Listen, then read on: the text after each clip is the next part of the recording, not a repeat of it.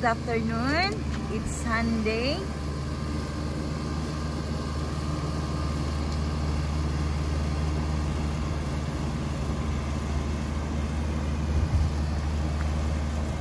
Magsimula na po tayo magbungkal ng mga lupain kasi taniman na ng bigas po. Taniman season.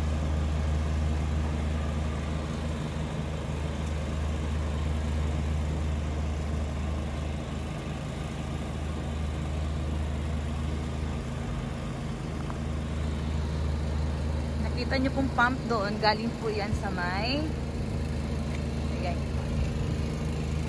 hirap ng cameraman, hirap ng direktor. Dito po tayo kumukuha ng tubig. Huwag natin punan yung mga bahay-bahay. Baka matuwadan na naman tayo. Ayan po yung pump.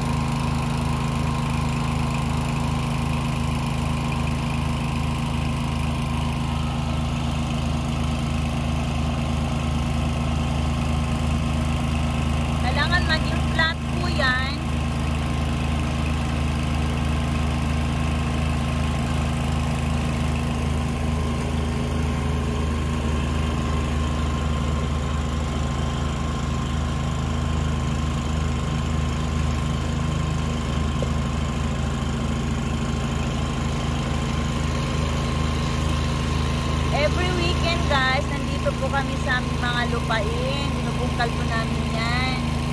Monday hanggang Friday naman, may mga kanya-kanyang trabaho kami ng mag-asawa ko.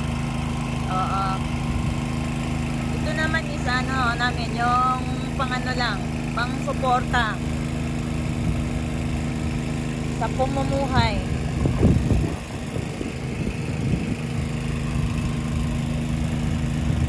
Kaya bawal magpahinga. Kahit Sabado at Linggo, kaya medyo busy-busy.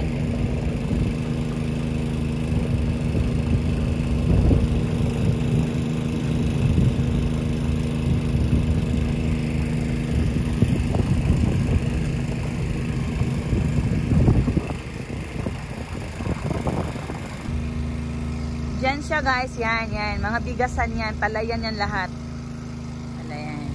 Siguro by next month, ayan. Binubungkal na yan lahat. I-update ko po kayo sa lahat ng mangyayari kung paano po natin tinatanim hanggang sa butil, hanggang magiging kanin. Ay, update ko po kayo. Yun nga lang, putol-putol nga lang yung video natin. Kasi mahirap na maghantay kayo hanggang October, September. Yan, month of the ano na yan. Mag-aani na po tayo niyan. Di ba ang tagal pa? Kaya step by step po yung mga videos natin na i-upload po natin sa YouTube. Okay. Magandang panahon, mainit, pero medyo malamig pa konti. Patapos na yung winter season natin. Yan, nandito na tayo sa Haru, spring. Yan, spring season. Yan, more updates to come. And please stand by for more videos to come. Okay guys.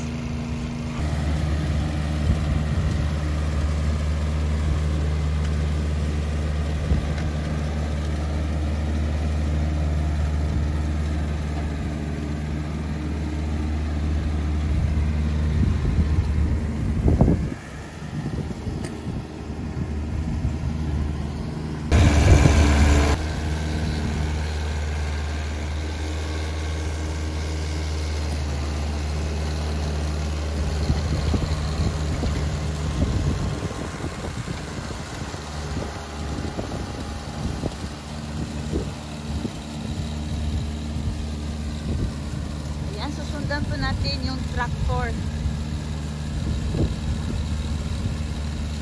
paano niya ipa-flatten. Hindi pa ho final yan. Pabalik-balik pa yan. Hanggang maging flawless.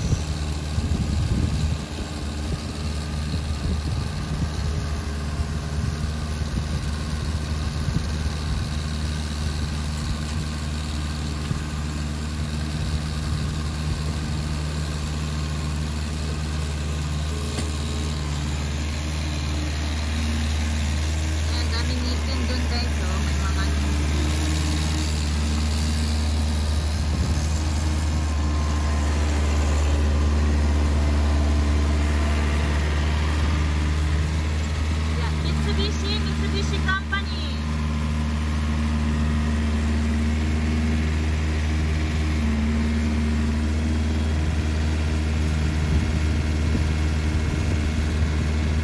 The number one. Mitsubishi.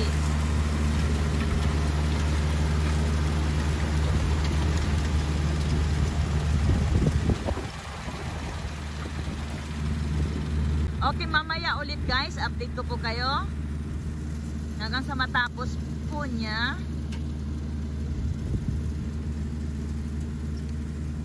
Yan.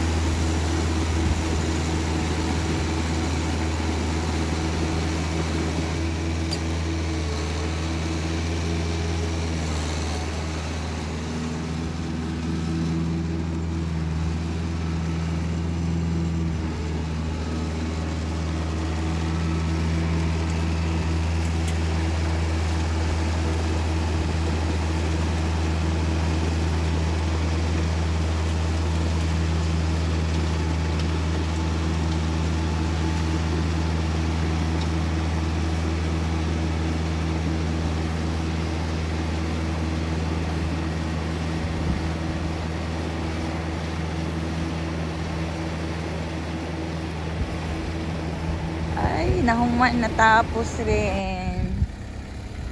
Yan, yato wa di masta.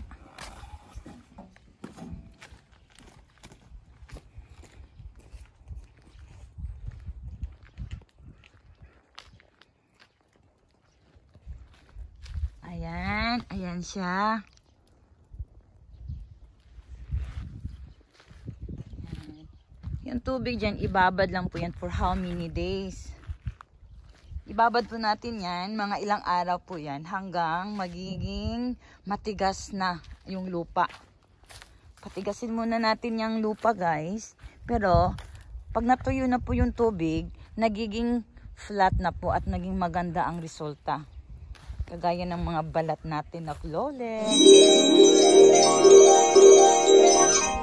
Okay guys, yan lang muna ang update ko ngayon. Sa sunod pa ng mga videos, i-update ko po kayo sa next na anong gagawin. Okay guys, bye for now. See you on my next vlog. Ako si Inday Abil Bisaya, ang probinsyanang Pinay sa Japan. Okay, yan, nilinis na ni Habi yung ano niya, laruan niya. Ayan, pagkatapos gamitin, kailangan paliguan para maging presko ang pakiramdam. Tao din yan eh. May puso din yung mga gamit natin. Nakakatulong sila sa pamumuhay natin. Kailangan paliguan talaga. Yan, naging matagal yung mga equipment sa Japan guys.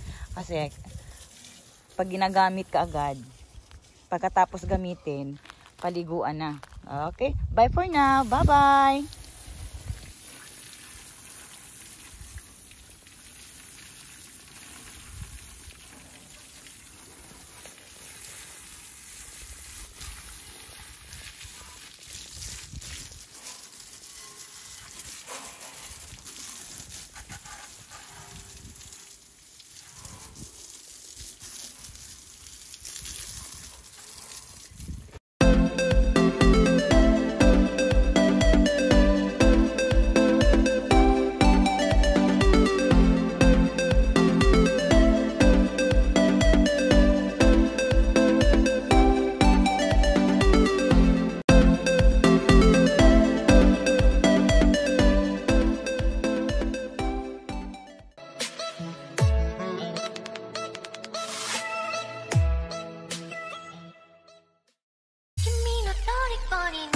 Thank you for watching guys. Ako si Inday Abil Bisaya.